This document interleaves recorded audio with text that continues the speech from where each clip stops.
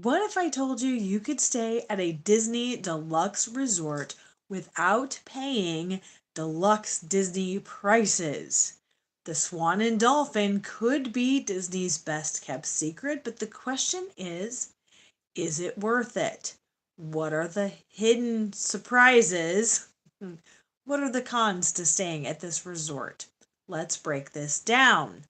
Hi, friends. Laura Krumzak with the Disney Slowdown. My friend and I just got back from a mom's only trip to Disney World. And I'm telling you, first of all, you absolutely have to do this for yourself. Oh my goodness, it was the best trip ever.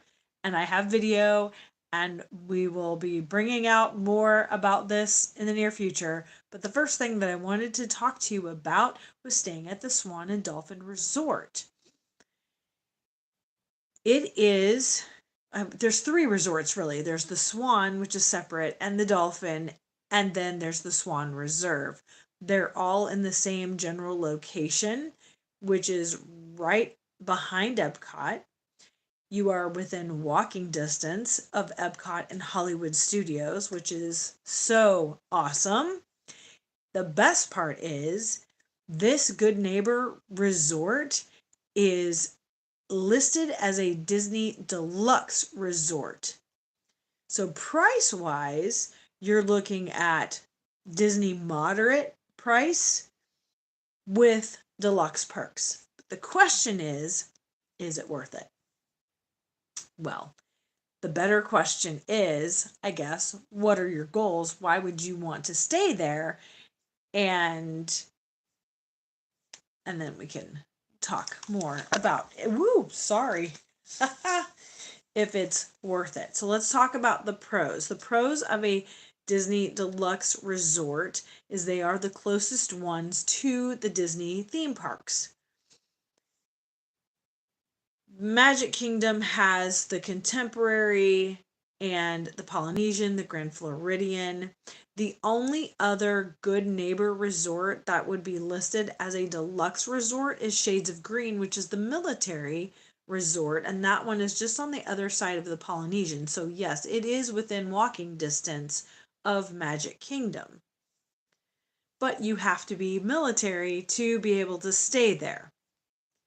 The Swan and Dolphin is open for everybody. This one is actually a Marriott resort. So if you are a Bonvoy member and you like to stay at Marriott resorts whenever you travel, or Marriott hotels, then you might actually be able to book this resort with points. Well, wouldn't that be fabulous? Also, since it's not technically a Disney resort, you might be able to find price deals on third party retailers for rooms. The other pro is because it's a deluxe resort, not only do you get the early magic hours where you get into any of the theme parks 30 minutes before the park opens to the general public, you also, on select nights, which are always subject to change, you could get the deluxe evening hours, which is usually 2 hours after a park closes to the general public. So if Magic Kingdom closes at 9 and they have deluxe evening hours, you might get from 9 to 11 with just deluxe resort guests. That's what happened to us. We had Epcot deluxe resort hours.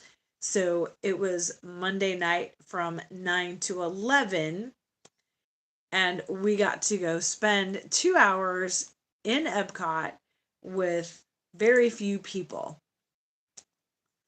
Is this for Disney adults? Absolutely. I'm telling you, the Swan and Dolphin would be a great one for a Disney adult trip. I am a Disney adult, and we thought about this. I have a video that I'll have to edit, but while we were driving down there, we were talking about like our different stories and that we are in fact Disney adults. But we will also talk about this hotel or this resort and some more of the pros to it. Have you heard from Take on Disney adult? No, I have not. I was too busy going to and enjoying Disney myself for the past, well, 3 days last week. AJ Wolf's book, The Disney Adults, just came out, I think, the week before that. So I haven't really been paying attention. I was planning my own trip. So it's nice to have those deluxe perks and staying in a room that it technically costs, I think it was like under $200 a night, which would be a moderate resort. Some of the value resorts can get that high, especially if it's a peak season and they're on the Skyliner. And I loved, hey, I'm doing great. Just got back from Disney. I really wish I was there again, but I'm going to tell you all about my stay at the Swan and Dolphin. Some things that surprised me, which I kind of knew about or figured, but I think you need to be able to make you know, an educated decision if you decide to stay there. So 2 to 3, I've seen the Swan and Dolphin, especially when it's busy at Disney World, go as high as $500 or $600 a night. Still not deluxe prices, because a deluxe resort during the busy times is 1,000 plus a night. So if you're used to spending that kind of money on a resort stay, then you might think that's a great deal. I am not. I am a little more on the cheap side when I stay overnight in Orlando, because I only live 3 hours away, but I'll usually try to get a hotel for very inexpensive, or I do have friends who live in Orlando and I might crash at their house. I do that regularly. But it was really nice being right there on property. I know that's what everybody says. Like, oh, you want to stay on Disney property because you're just inside the Disney bubble and you don't have to drive and you can go back to your room for naps. Yes, yes, that's true. And yes, we did exactly that. I loved being within walking distance of Epcot and Hollywood Studios. Being an annual pass holder, we have the park hopper option. So there was one night, like, we spent our morning into the afternoon at Magic Kingdom because we did Keys to the Kingdom. So I've got another video coming out about that. That's probably gonna have to be a live though. I wasn't allowed to take any pictures or videos because it's all very much behind the scenes. So I might just go live on that one too. But anyway, but after we left Magic Kingdom, we went back to the room. We were going to swim, but it is August in Florida, so every afternoon there is a thunderstorm and it stormed on us big time. We got drenched actually getting to the resort. But then when we got up from our naps, we decided we just wanted to go eat in Hollywood Studios. So we walked over to Hollywood, we grabbed some dinner, and then we were like, you know what? I don't have to ride anything or do anything. Like, we can just go back to the room and call it an early night. And so we did, and it was wonderful. So that's something that I wouldn't necessarily do if I were staying off property. Now, we have done that with our children when we brought them down for vacation and we stayed off property. We would get them up early in the morning. We would go to the parks, for a few hours. Then we would leave the parks, grab lunch. I usually packed a cooler, and so they could eat their lunch and whatever snacks in the car. Then we'd get to the resort. We'd either swim in the pool, take naps, we'd grab dinner, and then we'd go back to the parks. So yes, I have done that with children, but it's nice to have that freedom to just walk in and walk out and do whatever you want to do and not have to worry about anybody else. This is why I have said I would love to plan a mom's retreat, and I would totally look at prices for the Swan and Dolphin, because we could also book it as a convention and get special discounted prices. I'm just saying. And it's a great location. So let's talk about some of the 3 o'clock every day. You know it. There's a button or something you say. I was taking an English course, but I gave up. Oh no! Keep taking English. Duolingo, if you have that available, That's a great tool. I've done French and Danish. I've brushed up on my French and Danish in Duolingo, and it's a really good tool and it's free. So keep it up. You can do it. All right, mom's trip. I'm telling you, that was my total plan, was to book it at the Swan and Dolphin, because it is a convention. They have a convention center, and it's a business resort. So let's talk about some of the cons. It's not Disneyfied. It is a convention. It is more of a business resort. You do have resort fees that you'll have to pay, but like I said, my friend originally booked Coronado Springs for us, and it was I don't know,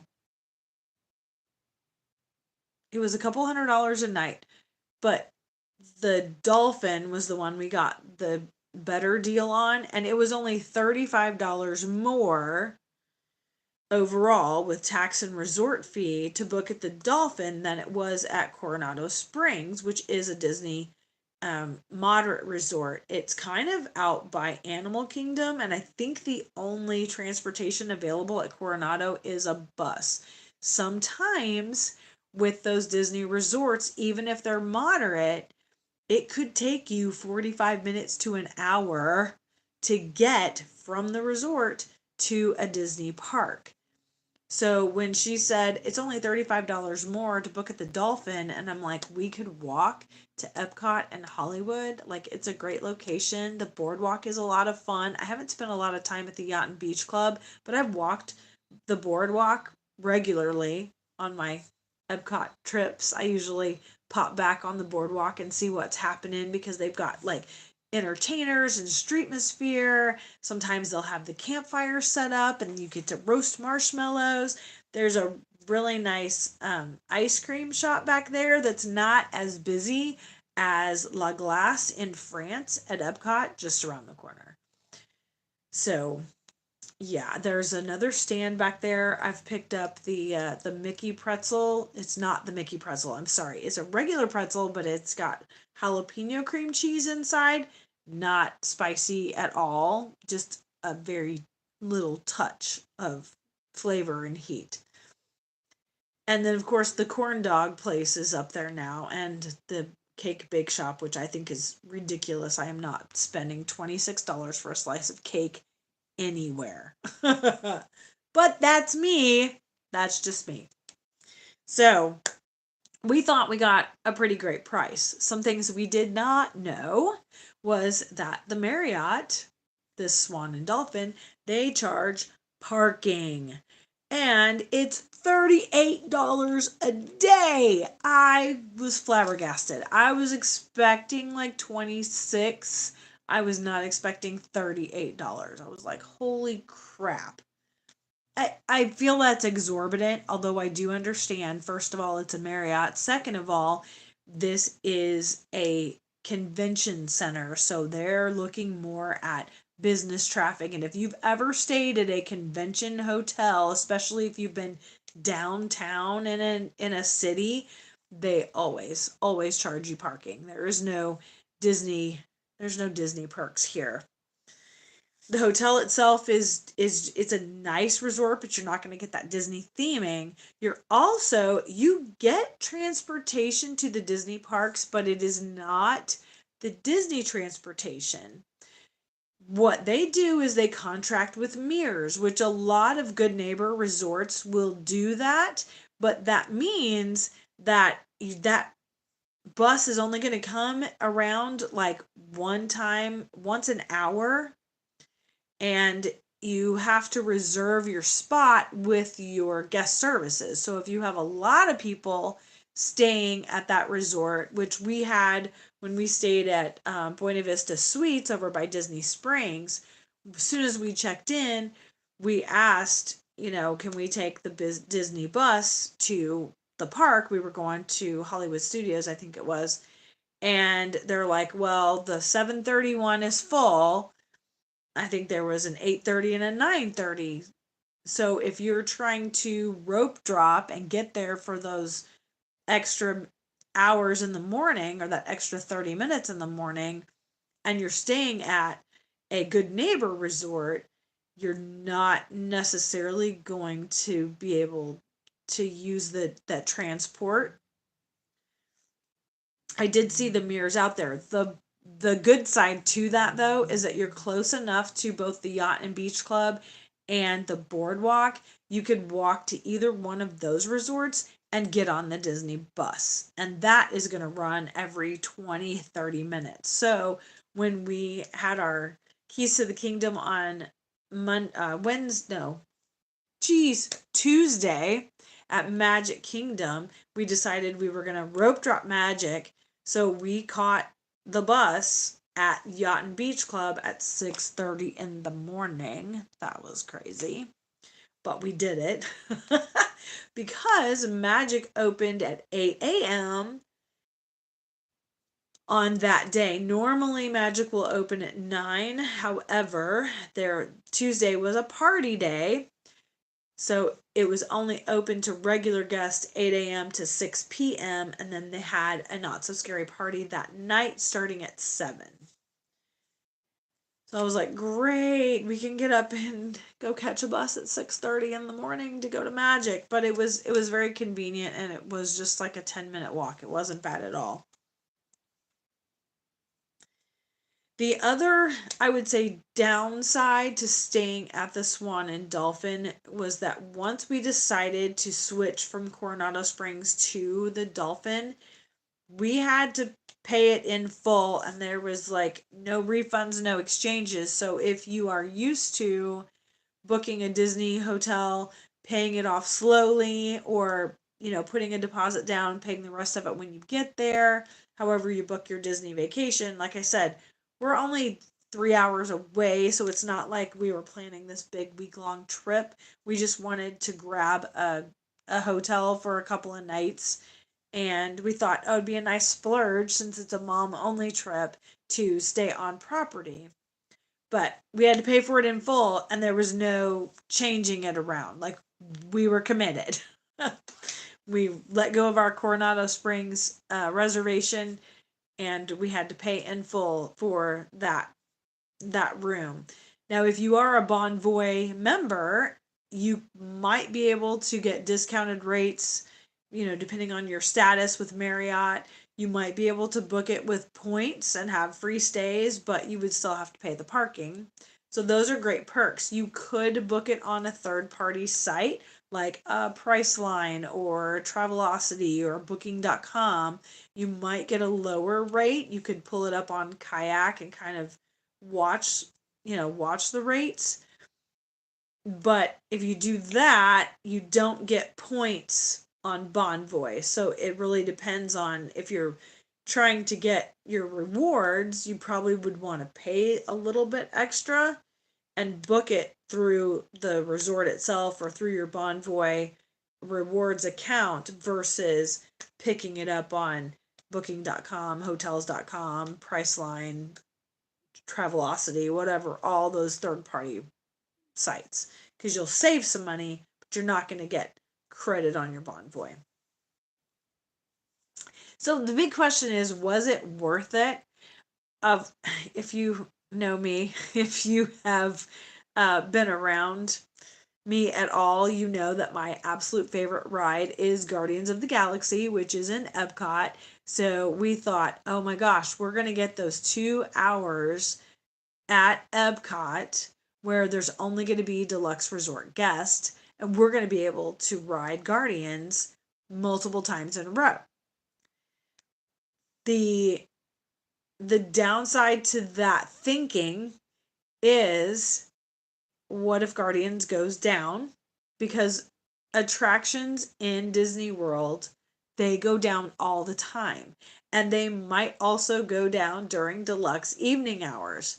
Tron, Seven Dwarfs Mine Train, Guardians of the Galaxy, Flight of Passage at Animal Kingdom, Hollywood Studios, take your pick. There's a bunch of them over there that everybody loves to ride. So if you're trying to book this as a deluxe resort specifically for the extra evening hours and to ride a specific ride, that's quite a gamble. I will tell you that we got to ride it 3 times. We got in line the first time about 9:20. There was still quite a bit of a line from the regular day guests. I think it was about 55 minutes or so still at 9 p.m. 55 or 65 minutes. So it's like, you know what? Let's get some water. Let's go to the bathroom. We'll make our way over there. And we did, and we got in line at 9:20. So from 9:20, we got in line, we rode it, and then we just got right back in line and rode it again. The last time that we got in line, we had like 5 or 6 minutes to spare.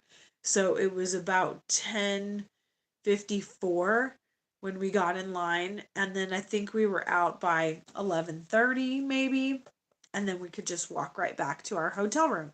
So riding it 3 times in a row was fabulous. I don't think you'd be able to do that during a regular park day, because if you're watching the app, everybody else is watching the app and they see, oh, Guardians is down to 50 minutes or 30 minutes. God forbid we see something under 30 minutes of a popular ride, right? Everybody rushes over there to get in line, and then it quickly fills up to 65, 85 minutes. Also, a strategy that, we have tried out and it's not always worked is to get in line right before the park closes, so maybe like 8:50, 8:45, because there's not going to be any more lightning lane redemptions at that point, or at least after 9 o'clock. Nobody who's paid to ride that ride is going to be showing up, and so it will move faster. I've done that successfully a couple of times, and then other times I'll show up and it's like an 85 or 90-minute wait, and I'm like, no, I just want to go home. I got a 3-hour drive. So, not always a guarantee. Now, the good thing I would say about us being able to ride it 3 times in a row, or maybe one of the contributing factors to us being able to ride it 3 times in a row, is that we didn't care about any of the other rides. Consistently throughout those 2 hours, Test Track just reopened, so that's a big draw for a lot of people. They want to go ride the new Test Track. I could care less. Remy's and Frozen were pretty consistent with about a 45-minute wait, which is a good time, especially for the Frozen ride during the day. That's usually 55 plus. Remy's, I've seen ebb and flow. I've caught Remy's at 45 minutes, but Remy's also has the single rider line now. So sometimes, as a single rider, or even if you don't mind, your party's getting split up onto different mice, you can go through the single rider line. I know there's some people who are like, the single rider line is only for single people, and that's not true. That's not true. If you are willing to be split up, you can use the single rider line, and it's a great strategy. If you get into the single rider line and you start fussing with the cast member because you have to ride with your child who's too small, or you want to ride together, you're in the wrong place. Go stand on the other line. I've seen that happen, not necessarily at Remy's, but it was over at Rock and Roll and Roller Coaster. People get into the single rider line thinking, oh, this is going to be faster. And that line, for some reason, that single rider line is not faster. So I wouldn't do that. But they want to argue when their family of 6 can't ride together. And it's like, single rider line. I digress. Would I stay there again? That's a good question. I think maybe for like a special occasion. My daughter wants to do her senior pictures. We planned this out, kind of planned it out. We talked about it. Like, it'd be really cool to do a senior picture photo shoot all around Epcot and bring outfits for her to change into. It would be very convenient if we just went ahead and booked at the Swan or Dolphin. Probably Dolphin. That one tends to be cheaper more often. It would just be really convenient if we could just book that and then maybe walk in with a few outfits, take some pictures, take a break, eat some food, go back to the resort, freshen up a little bit. Like that would be really convenient, something like that. If I could ever get my husband to go with me to Food and Wine, I think that would be a great trip for he and I, because we would definitely walk Epcot and Hollywood Studios. He would definitely want to go to Animal Kingdom, but both of us could probably totally skip Magic. I know. Blasphemous. It's too crowded, it's crazy. And sometimes it just doesn't make it enjoyable, especially not with him. He does not like crowds.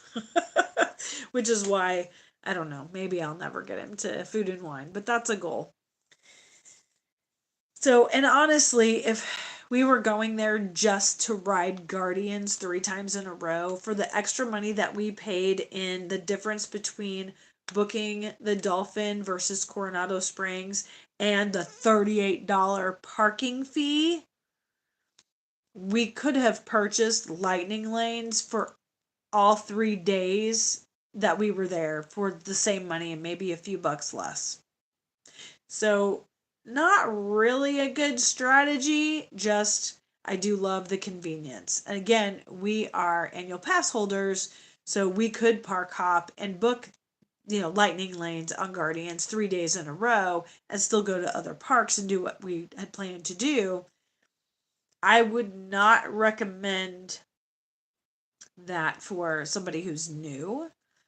I think there's definitely benefits if you have strollers that you're dealing with. Sometimes it's a little cumbersome to put them on the Disney transport and the Disney buses. So I wouldn't, I mean, that might be a reason why you decide to splurge on your resort stay. And if you're going to stay at a moderate, then you might as well stay at this deluxe level and be within walking distance of at least 2 parks. So 2 of your days, you don't have to fiddle with Disney transport. I would not recommend new people get a park hopper. It's more expensive, and you're not going to get as much done with a park hopper as you think you are, because it takes so much time traveling between parks or between resort and parks. So I don't recommend that at all. I mean, if you know Disney and there's nothing really that you absolutely have to do and you're just there to enjoy yourself, then yeah, park hoppers are great. But even on our first trip, we were like one park per day. That's where we live. We're going to get to know these parks. So back to the whole Disney adult thing. Yes, we are a Disney adult. And I love the definition, which is an adult who spends their money on something that just brings them joy. So I choose Disney. I've said this multiple times. Disney is my therapy. Other people choose other outlets. So we will have a video about Disney adults in the near future. But I wanted to give you my 2 cents take on the Swan and Dolphin, the deluxe level, but it's being a good neighbor. And then all the extra charges and maybe some cons that you aren't used to. Oh, and if you're used to the Magic Band, like there's no charging things to your room, tapping your Magic Band and paying for it later. None of that if you're staying at the Swan, Dolphin, or Swan Reserve.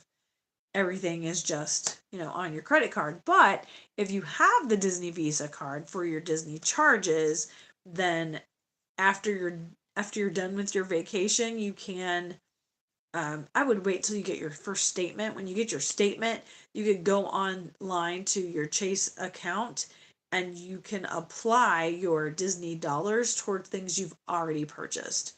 So I like that about the Chase Disney Visa, and I do have a referral link in the description box below. So if you're planning a Disney vacation, that's a good way to help help pay for your trip a little bit. I mean, it's going to be like snack money. You're not going to be able to, I hope you're not going to charge enough that it pays for like a Cinderella Royal table. But, getting free snacks and popcorn, taking your Disney dollars and putting that toward those purchases you've already made. I like that benefit as opposed to, oh, now here's some Disney dollars that you get to spend on your next trip, which may be 3, 5 years, maybe you never go. So that would be a wasted benefit. I like that you can apply it to purchases you've already made. So I hope this was helpful for you. Tell me, have you thought about staying at the Swan and Dolphin? Is it your dream to stay at a deluxe resort just with all the perks and being close to the parks? Have you stayed at a deluxe resort before? Like, what's your favorite one? I would really love to know. I'm kind of getting my toes in this pool of staying on Disney resorts. I don't know that I'll do a lot of it, but we've kind of opened the door, haven't we? Maybe we started to open those can of worms, so there might be more in the future. Especially if I can get this silly channel monetized. If you did like this video, especially with me kicking the thing around, if you liked it, if you would please subscribe to my channel, send this video to a friend, like it, hit that notification bell, all the things, because this tells YouTube that the information I'm bringing to you is valuable. And then YouTube will push it out to more people who are searching for Disney information. So, and I'm a fourth of the way there for my silver play button. I need 1,000 subscribers and I have just over 250. So thank you very much for being here and subscribing to my channel. If you're new, I'm glad that you're here too. Welcome. And if you have anything that you have questions about for Disney, drop them in the comments. I would love to answer those for you. Maybe do a video on something that you have a question about. All right, well, I've rambled on. Thank you so much for being here. I appreciate you, and we'll see you on my next video.